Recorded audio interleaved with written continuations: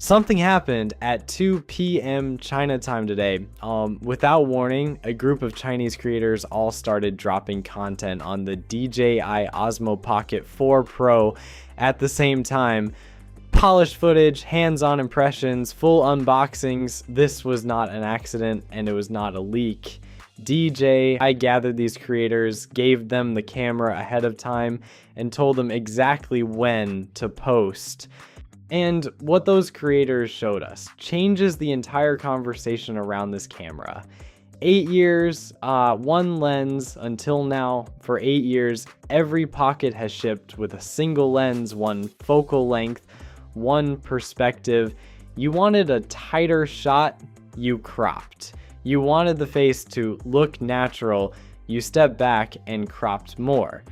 The Pocket 3 gave you a 2 times lossless zoom as a workaround.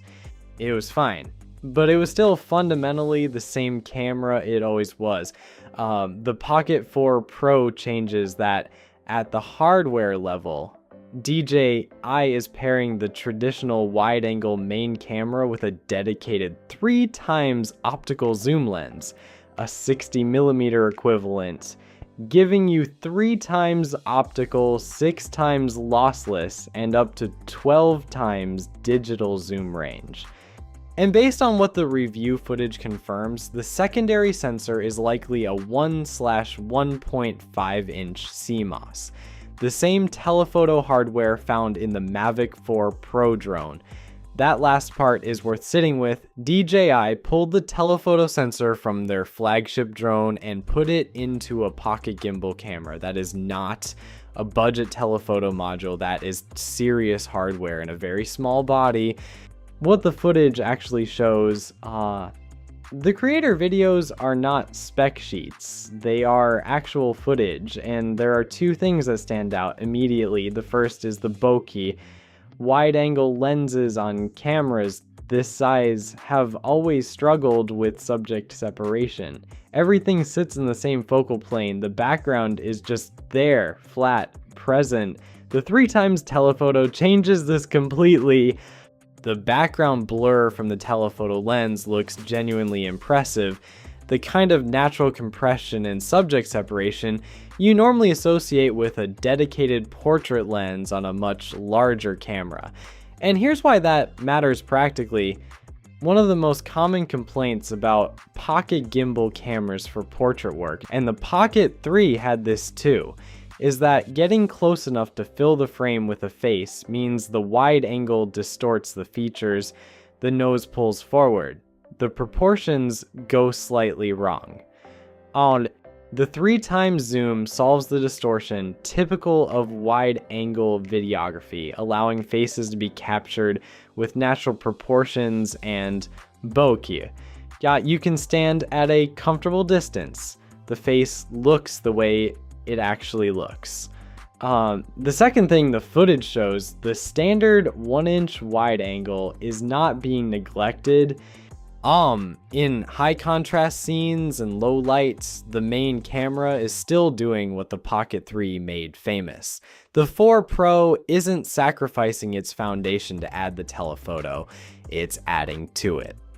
What we actually know about the specs. Let me be clear about what is confirmed and what is still rumored, because some early coverage got this wrong and I want to be precise.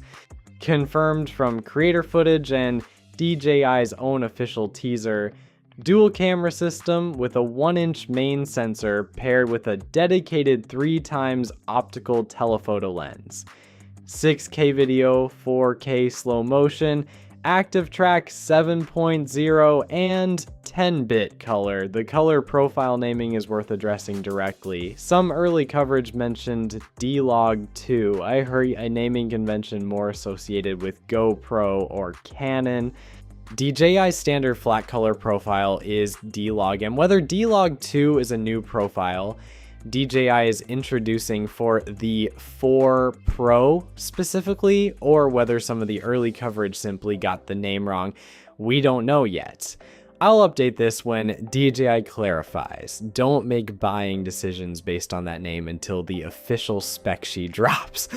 Storage, 128 gigabytes, built-in storage is rumored, higher than the standard Pocket 4's 107 gigabytes. Transfer speed at 800 megabytes per second is expected to carry over. The body is slightly larger than the standard Pocket 4 to accommodate the second lens module and a bigger battery. The flip-out touchscreen and ergonomic grip appear in the leaked images, and the hands-on impressions suggest it sits naturally in the hand in a way the Pocket 3's layout didn't quite nail. Pricing, based on reported Chinese retail pricing of 4,999 RMB, the Pro is expected to come in at approximately $733. Timeline. The actual consensus from sources tracking the Pocket 4 Pro is an announcement in late May or early June 2026, with China getting it first and the global rollout following. Why this timing is not an accident.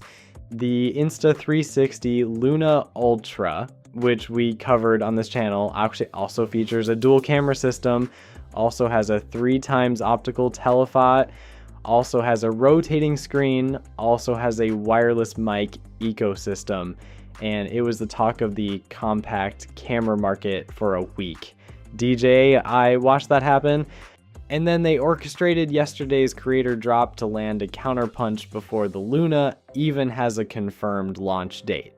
Here's the thing though. The Insta360 Luna Ultra is heading to global markets, including the US, with no regulatory restrictions. The Pocket 4 Pro almost certainly cannot say the same thing.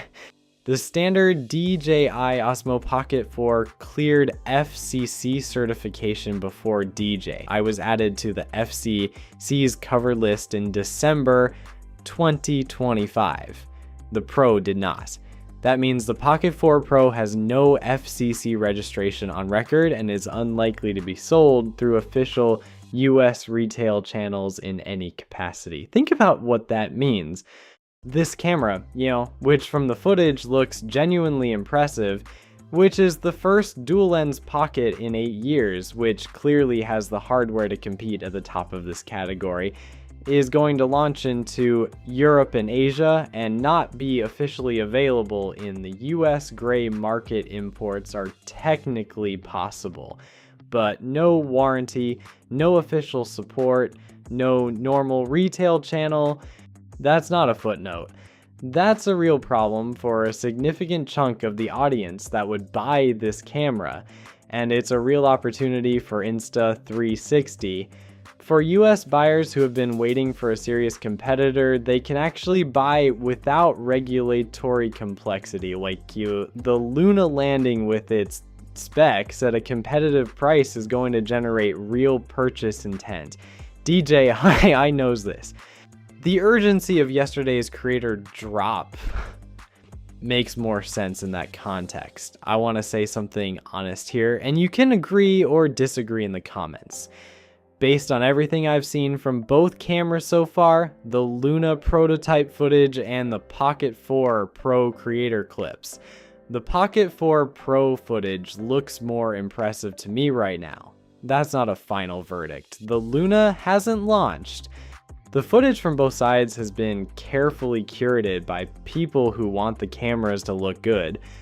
Real-world testing, which is what this channel waits for before making calls, hasn't happened yet. But the Pocket 4 Pro creator footage is polished. The telephoto shots show real depth. The subject separation is genuinely cinematic, and the color science from the 1-inch main sensor is something DJI has had 3 generations to refine. That experience shows. The Luna has the better availability story. The modular design is genuinely more flexible. The zoom range, rumored potentially up to 6 times lossless, could beat the Pocket 4 Pro's 6 times if the optical hardware delivers. This fight is real. And it's the most interesting competition this category has ever had. 3 things still need to happen before anyone should make a decision. First, the official DJI announcement. creator footage is not the full spec sheet. Pricing, exact sensor specs, the D-Log naming situation, battery capacity, all of that needs to come from DJI directly. Second, real-world uncontrolled footage, not the curated creator clips, actual shooting in mixed conditions, low light, fast movement, the situations where cameras either deliver or they don't. Third, the Insta360 Luna launch, you can't compare two cameras when only one of them is shipping. The moment any of that changes, this channel covers it. No NDA, no sponsored filter.